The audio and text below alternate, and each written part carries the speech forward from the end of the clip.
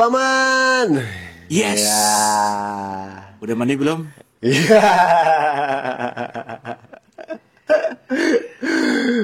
Udah minum belum? Yo, kita sapa dulu dong netizen-netizen kita yang di rumah. Halo. Halo. Jumpa lagi bersama kita di Kapak. Kepoin apa aja yang penting ngakak.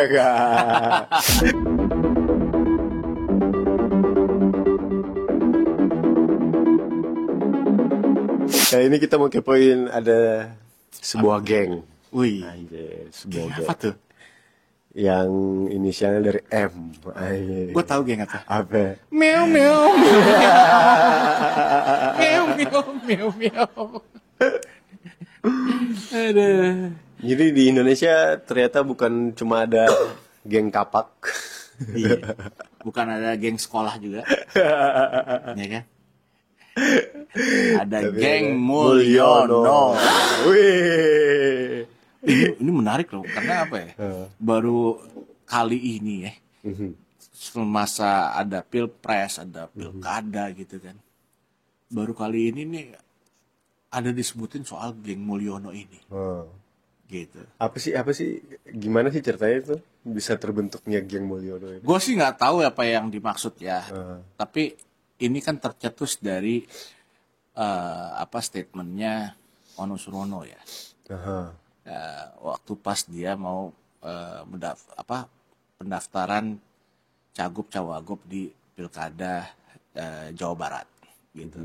Terus Ya kemudian dia inilah menceritakan tadinya kandidatnya adalah Anies gitu kan. dan wakilnya kemudian diganti gitu.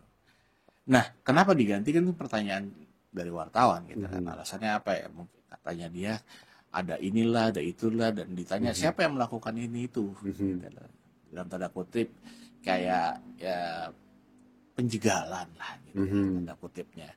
Nah, itu disebutkan sama dia, Mulyono and the Gang. baik, ngeri ya.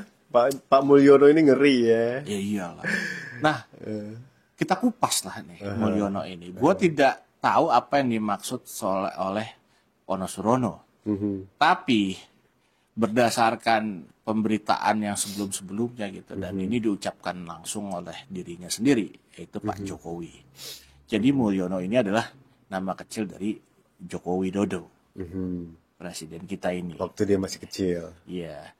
Katanya, kenapa diganti namanya? Karena dulu dia sakit-sakitan. Aduh. Iya, kan itu hal biasa katanya, sakit-sakitan ya diganti gitu. Mungkin kalau sekarang di demo-demoan ya kita diganti juga kan ya gitu. Ini jadi menarik karena Mulyono and the Gang ini jadi dianggap arahnya ke Pak Jokowi.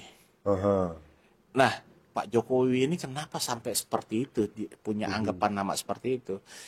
Karena ya gue nggak habis pikir ya, Jokowi ini mungkin dianggapnya udah banyak melakukan tanda kutip cawe-cawe lah, baik di pilkada maupun dulu di pilpres gitu.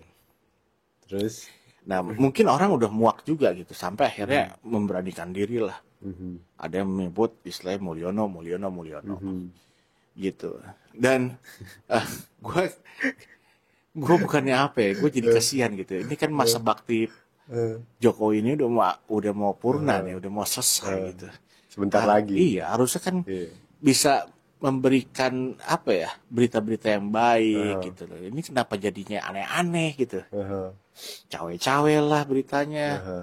Penjegal-jegalan ke inilah, Sandra Parpol lah, kan seperti itu pemberitaannya, sampai akhirnya muncullah nama Mulyono ini. Gitu. Nah, kemudian apa yang dilakukan sama Pak Jokowi sih sampai akhirnya bisa seperti itu? Apa? Ya kan? Karena kalau gue bilang secara nggak langsung dia mengafirmasi bahwa hal-hal yang diduga dilakukan sama dia, ya kan, itu diafirmasi melalui tingkah lakunya dia, ya kan, akhirnya masyarakat sendiri bisa membentuk opini seperti itu. Kira-kira apa di dalam Mulyono and the Gang itu siapa aja sih, Paman? Kira-kira? Ya, itu mah jadi panjang loh. Cing dulu. Kacau ini orang. Yang perlu kita bahas adalah gini. Ya kelakuannya Mulyono ini bisa dianggap kan nggak sesuai dengan apa yang dibicarakan. Kenapa begitu? Ya kita udah tahu lah bahwa dulu dia dianggap sederhana, kehidupan keluarga yang pun sederhana, akhirnya kan berbeda dengan yang sekarang.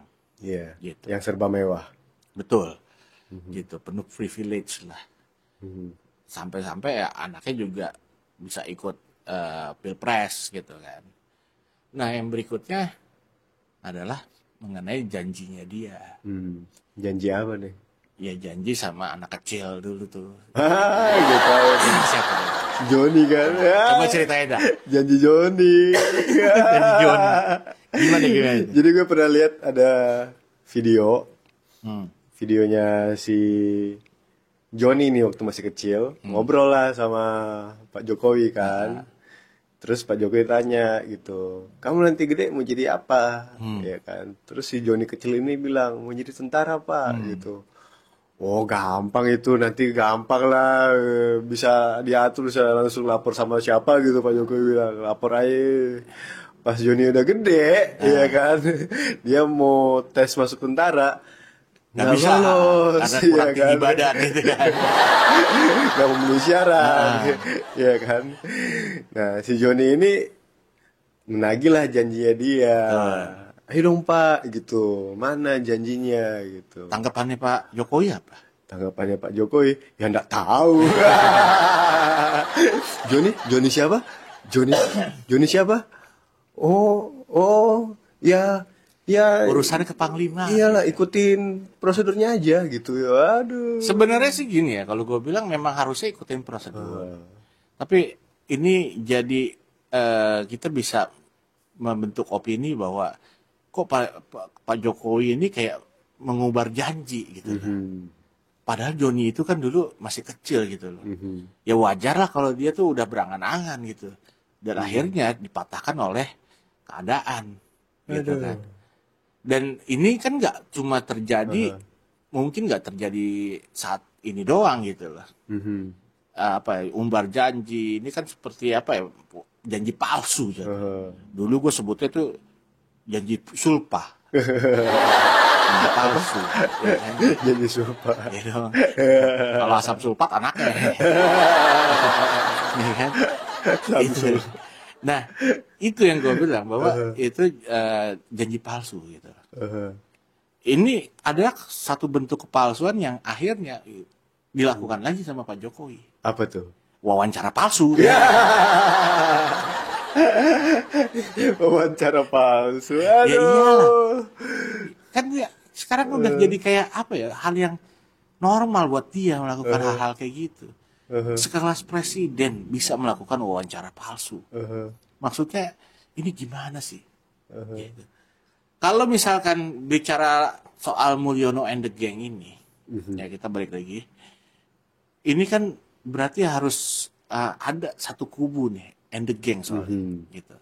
Ini buat apa sih? Kalau gue bilang ini memang buat mempertahankan agar tetap bisa berkuasa. Siap, berkuasa. Iya dong. Kenapa seniat itu? Kenapa seniat itu? Ya, gini ya, kekuasaan itu kan adiktif, Pak. Adiktif ya? Iya dong. Adiktif.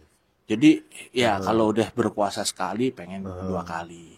Waktu itu dia pernah istilahnya pengen membentuk opini publik supaya dapat berkuasa 3 periode, 3 kali, ya kan. Namun akhirnya gagal, gitu. Nah setelah itu gagal, mungkin dia coba lagi berpikir gimana supaya bisa tetap mempunyai peranan. Akhirnya adalah isu tentang perubahan One Team Press jadi DPA. Ya dong. Dan dia menjadi ketuanya. Nah, DPA nanti porsi tanggung jawab dan kekuasaan itu sama kayak presiden lah. Ngapain kita ada pemilihan presiden kalau begitu? Iya nggak? Iya dong.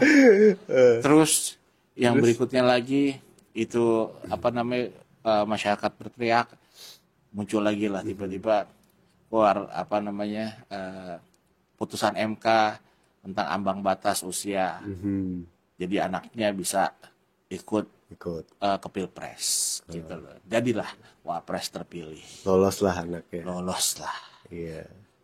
Gue pikir udah selesai di situ.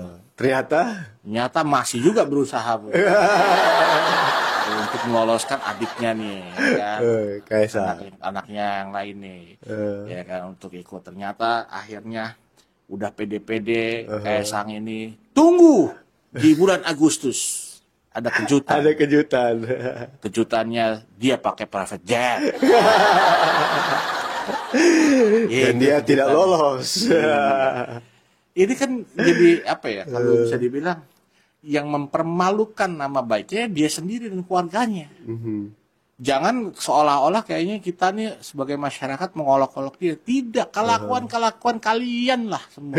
Tapi lucu ya, maksudnya kalau kayak si Gibran kayak kemarin dia ikut ke Jawa Tengah buat mendampingi calon gubernur sana kan. Terus Kaisang kemana gitu kan? Ya Kaisang lagi bingung cari alasan kalau gue bilang. Padahal kan yang harusnya ke sana itu kan ketum partai ya kan untuk mendampingi. Lah kok ini Gibran ngapain ke sana? Urusannya. Justru Kaisang itu lagi belajar dari Gibran. Begini-begini. Baik. Cari alasan dia. Bagaimana nih alasannya nih, ya kan? Ketahuan nih. Ya kan? Udah gitu, udah gitu gara-gara ada yang upload foto jendela pesawat gitu kan. Ujung-ujungnya diikutin bapaknya nih, bikin fake interview. Dia klarifikasi, tapi fake anjir. Iya. Ya sebenarnya juga bisa jadi apa ya? Mungkin ya. Dia juga fake ketum kali ya. Mungkin. Gitu karena apa ya? Nggak ini juga kok nggak bisa dibantu sama teman-teman separtainya kok untuk memberikan statement soal private jetnya yang digunakan kok gitu. Itu fakta loh. Bahwa Raja Juli sebagai salah satu pengurus dari partainya dia, ya itu juga nggak mau berkomentar soal bingung juga isu private jet Kaisang ini. Bingung gitu. Juga dia mau jawab apa kan? Sebenarnya mungkin dia tahu, mungkin dia tahu, tapi ya udah daripada gue diomelin sama ketum gue ya kan. Gue rasa sebenarnya Kaisang ini mungkin apa ya kalau gue bilang udah bakal pindah partai nih. Kemana? Gitu, ya kan? Ya bikin partai baru.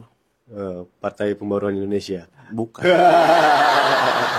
Partai Shopee. Partai Shopee. PSI lagi dong. Partai Shopee Indonesia. Aduh. Apa dia mau bikin partai ini PPJ? Apa tuh? Partai Private Jet. Bisa jadi. Ya kan? Partai Private Jet. Dalamnya orang-orang yang punya private jet. Kalau gue bilang bisa juga dia punya partai namanya baru dia. Apa? Ya kan? PRER. Aduh, apa lagi tuh? Ya kan? Apa tuh? Partai Roti 400.000. Partai Roti 400.000. Jadi tadi gue sebutin soal Shopee ya. Kenapa? Karena kan memang diduga itu pesawat itu milik dari salah satu owner dari Citigroup ya atau Shopee gitu. Jadi ya ada keterkaitan di situ. Diduganya kan seperti itu. Ya hubungannya apa antara Kaisang dengan Shopee ini gitu loh. Dia tuh lagi bicara sebagai businessman atau apa nih gitu.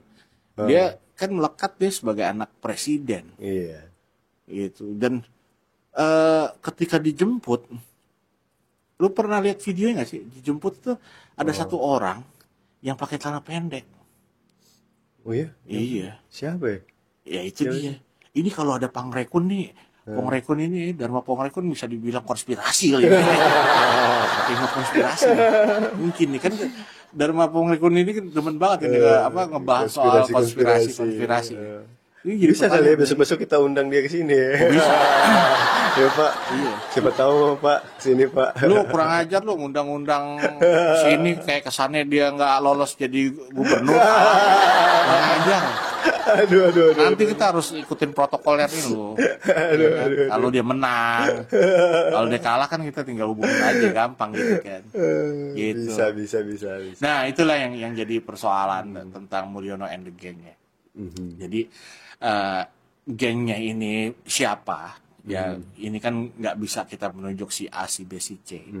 Ya kita tinggal lihat aja apa namanya Si A, si B, si C. si A, si B, si C ini komplotannya siapa aja gitu kan. Gitu dalam naungan siapa aja gitu. Kita nggak bisa bilang apakah ini yang apa namanya si A ini mungkin pohon beringin, si B ini santri gitu kan atau siapa, nggak bisa bilang gitu. Semua ini bisa diasumsikan. Bisa diasumsikan. Gitu karena ini masih dugaan gitu. Dan siapa tahu netizen yang di rumah lebih mengetahuinya. Itu bisa. Tulis di kolom komentar. Dan jangan lupa kalau kalian suka sama video ini, itu ada link Saweria.